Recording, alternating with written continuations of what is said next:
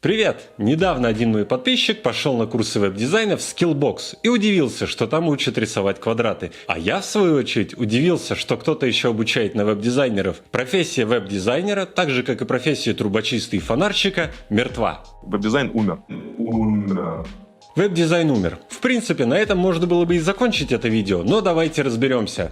Досмотрев это видео до конца, ты узнаешь, как появился интернет, чем занимались веб-дизайнеры, почему эта профессия исчезла и какого специалиста в сфере разработки сайтов ищет РЖД за 240 тысяч рублей в месяц. Первое. Интернет как игрушка. Вначале небольшая историческая справка. Интернет появился как способ обмена данными между научными институтами. В 1991 году в Москве между ними начали прокладывать первые кабели, создав небольшую локальную сеть.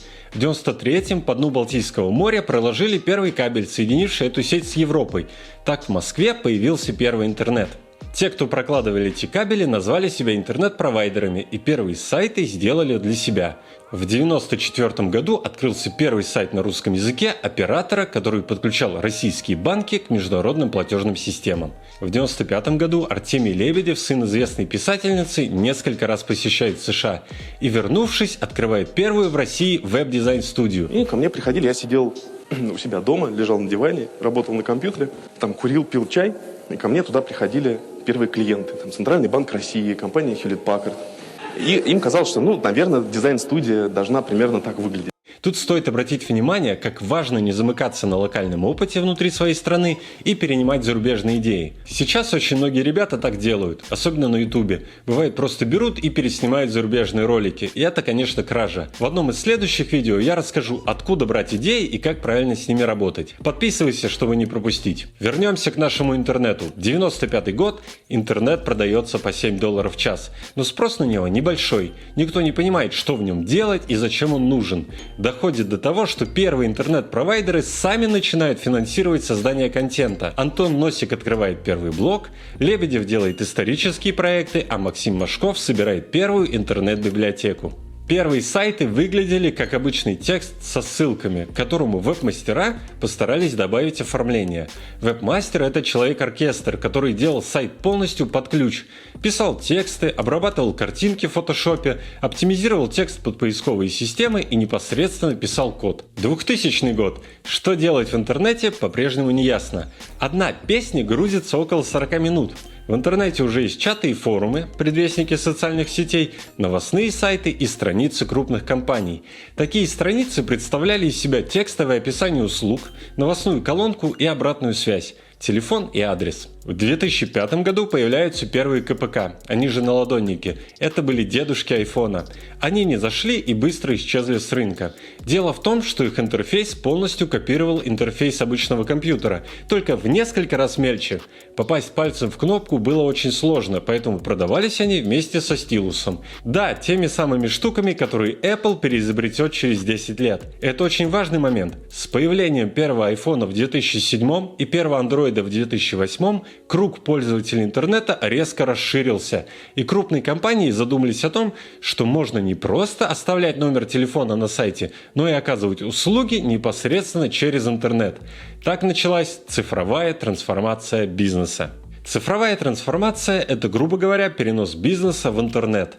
Компании наконец поняли, что сайт – это не просто красивая картинка, но и инструмент продаж. И в большинстве случаев главный инструмент. Сложно сказать, когда она началась, но одна из самых ярких компаний, заточенных под интернет, это Aviasales. В мае 2012 года они сделали свое первое приложение для продажи авиабилетов. Сейчас в это сложно поверить, но в то время купить билет можно было только в аэропорту или с большой наценкой в специальной кассе. Основатель Aviasales Константин Калинов много путешествовал и делился в своем личном блоге выгодными предложениями авиакомпаний, а зарабатывал на порно-сайтах. В какой-то момент он решил применить свой опыт веб-разработки для решения боли людей. Боль – это такой термин, это проблема пользователя, которую должен решить современный дизайнер. То есть он не просто делает красивые картинки, но и решает проблемы пользователей. Государственные компании тоже начали трансформировать свой бизнес. В 2015 году свой сайт обновила Почта России, а недавно их примеру последовал Аэрофлот и РЖД. В чем же была проблема? Эти сайты изначально рисовали веб-дизайнеры. Как это обычно происходило? Компания брала готовый движок вроде Bittrex, а дизайнер делал к нему оформление. Естественно, что разработчики движка не думали о конкретных задачах бизнеса и разрабатывали типовые блоки. Давай разберем на конкретных примерах. На сайте почты большую часть экрана занимал типовой блок с новостями. Справа баннер фотогалереи и ссылка на партнеров. На сайте РЖД в центре баннер с рисунками вокзалов. Обрати внимание на этот баннер. Дизайнер представил его в виде окна в поезде, тщательно прорисовав ручку сверху. Дальше, конечно, идут новости и меню со структурой компании. У Аэрофлота тоже был какой-то баннер. К сожалению, в архивах интернета он не сохранился. И были красивые золотые иконки. Ты, наверное, уже догадываешься, почему это плохие сайты. Все это была работа веб-дизайнеров, то есть дизайнеров-оформителей. Они не решали боли клиентов или делали это плохо. На каждом из этих сайтов есть главная функция. Для почты это отслеживание посылок. Для Аэрофлота и РЖД заказ билетов. Разработчики сайтов уже начинали об этом догадываться и делали на главный там где-то в углу ссылочку или небольшой блок в боковой колонке.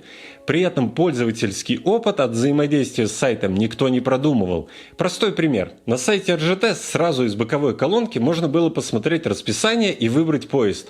Но при попытке купить билет пользователя выкидывало на отдельный подсайт, где нужно было зарегистрироваться и искать все заново. Это было очень неудобно. Часть пользователей не могла разобраться в этой системе и по традиции отправлялась в кассы, на вокзал. А те, кто помоложе, покупал билет у посредников через удобное приложение, естественно, переплачивая за этот сервис. В итоге РЖД решил трансформироваться и снизить нагрузку на свои кассы.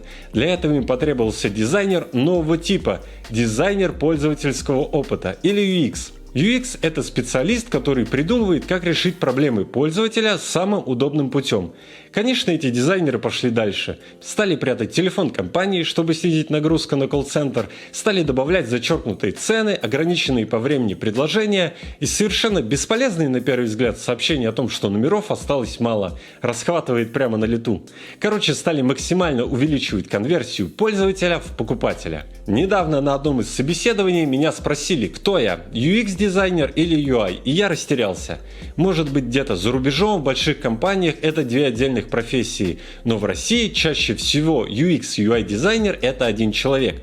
Давай разберемся. UX это дизайнер пользовательского опыта. Он придумывает каркас сайта и располагает элементы таким образом, чтобы пользователю было удобно. Ну как удобно? Чтобы пользователь чаще выполнял целевое действие, покупал. UI-дизайнер – это дизайнер интерфейса. Он отвечает за визуальную составляющую, за шрифты, за размеры и форму кнопок, цвета, подбор иллюстраций и фотографий. В идеальном мире UX рисует прототип, обсуждает и утверждает его у клиента, а UI-дизайнер оформляет этот прототип и передает в разработку. Но это в идеале. Здесь есть сразу две проблемы. Во-первых, UX не задумывается о красоте и может сделать тексты и особенно меню очень мелко и утвердить это у клиента с обещанием на следующем этапе все красиво переделать. При этом красивые тексты большого размера уже могут не влезть. Это очень неловкая ситуация. Придется начинать сначала и переутверждать макеты заново. Второе. Чаще всего бюджет проекта ограничен. За основу пользовательского интерфейса берут уже готовые UI-киты. Это такие полные наборы всех элементов.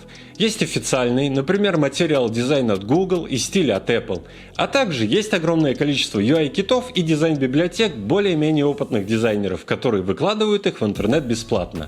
К тому же клиент обычно утверждает макет глазами, то есть сразу хочет видеть все в красивом оформлении, с иллюстрациями, фотографиями, а не какой-то непонятный каркас. Более того, открою небольшой секрет от лидеров рынка. Крупные студии всегда определяют LPR. Это лицо, принимающее решения со стороны клиента. И едут к нему на личную встречу с максимальной презентацией. То есть не просто с готовым дизайном, а уже с кликабельным и анимированным прототипом. Клиентам нравятся такие работы, их принимают. Другое дело, что даже у крупных банков потом не хватает бюджета. И в итоге сайт выходит обычный, без анимаций, без параллаксов и фоновых видео. Поэтому отдельный UI-дизайнер нужен очень редко, для очень крупных сервисов. Например, недавно социальная сеть Баду искала специалиста на эту должность. А в большинстве российских студий нет такого деления, но UX и UI – это один специалист. Ну и вернемся к веб-дизайну. Как ты уже заметил, на смену веб-дизайнеров, которые просто украшали страницу, пришли дизайнеры, которые ведут пользователя к цели и увеличивают конверсию. А последний гвоздь в гроб украшательства вбили адаптивные версии сайтов для мобильных телефонов. Красота просто не влезла. Спасибо, что досмотрели этот ролик до конца. Мы с вами увидимся совсем скоро в новом видео. Пока-пока!